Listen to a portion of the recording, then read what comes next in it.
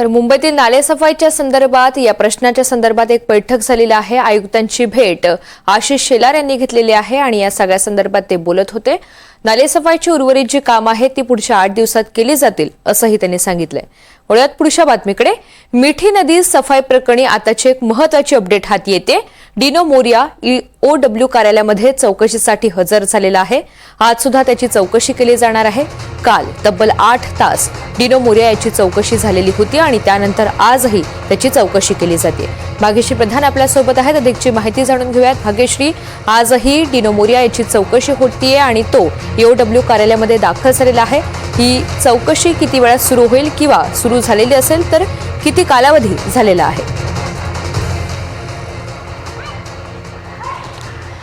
नक्कीच ऋतुजा, खरं तर चौकशी जी आहे ती 11 वाजता सुरू होणं अपेक्षित होती। तसं त्याला डिनो मोरियाला सांगितलेलं होतं की 11 वाजता ईओडब्ल्यूच्या कार्यालयात म्हणजेच आर्थिक गुन्ह्याच्या कार्यालयात तुम्ही हजर राहा। मात्र हा 11 वाजता आलेला नाही। हा जवळपास 1:15 वाजता डिनो मोरिया कार्यालयामध्ये हजर झाला आणि त्यानंतर आता त्याची चौकशी जी आहे ती सुरू आहे। सोमवारी जर आपण बघितलं तर ही चौकशी त्याची झालेली होती। जवळपास 8 ते 9 तास त्याची ही चौकशी सुरू होती आणि आज देखील जवळपास 6 ते 7 तास कमीत कमी ही चौकशी सुरू राहील अशी प्राथमिक माहिती सध्या हाती येते। मात्र जर आपण बघितलं तर जे कंत्राटदार आहेत केतन कदम, ज्यांना ईओडब्ल्यूने आधीच ताब्यात घेतलेला आहे, तर त्यांच्याशी बातचीत केलेली होती डिनो मोरियानी आणि त्याचा भाऊ जो सँटिनो आहे त्यांनी, आणि त्याचे सगळे सीडीआर जे आहेत ते सगळे पोलिसांना मिळालेले होते आणि संशय जो होता डिनो मोरियावर देखील व्यक्त केला जात होता की त्याचा देखील या मिठी नदीच्या कंत्राटामध्ये काहीतरी संबंध आहे, काहीतरी धागेदोरे आहेत अशी शंका जी आहे ती पोलिसांना होती। या शंकेचं निरसन आणि तपासणी करण्यासाठी पोलीस सातत्याने डिनो मोरियाला बोलवताना पाहायला मिळत आहेत। आज नेमकं त्याच्या चौकशीतनं काय निघतंय हे बघणं देखील तितकंच महत्त्वाचं आहे। मात्र डिनो मोरिया आधीच घाबरलेला आहे आणि कोर्टामध्ये देखील त्यासाठी अटकपूर्व जामिनासाठी अर्ज केलेला पाहायला मिळतोय। मात्र अद्यापही जर एक बघितलं तर डिनो मोरियाचं कोणत्याही प्रकारे FIR मध्ये नाव नाहीये, त्यामुळे ते अटकपूर्व जामीन त्याला मिळणार का हा देखील एक मोठा प्रश्न आहे, कारण तांत्रिकदृष्ट्या तसं करता येत नाही।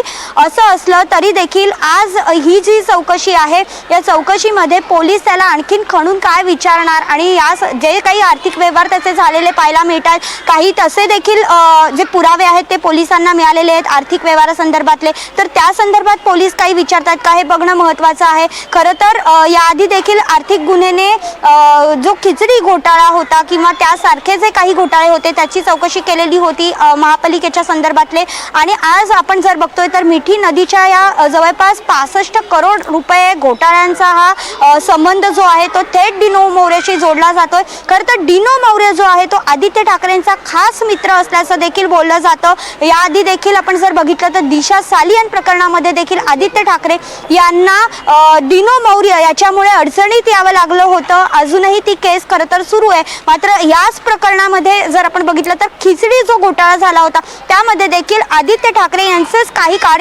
खास कार्यकर्ते होते।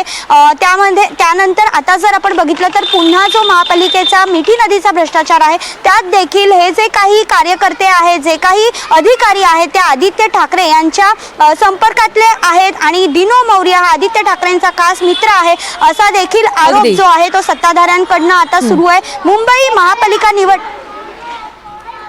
निश्चित, आणि त्यामुळे भाग्यश्री गेल्या पाऊण तासापासून ही खरं तर चौकशी सुरू आहे। आज सुद्धा किती तास त्याची चौकशी केली जाते, आज कोणत्या महत्त्वाच्या घडामोडी समोर येतात हे पाहणं महत्त्वाचं असेल। तुर्तास धन्यवाद सविस्तर माहितीसाठी।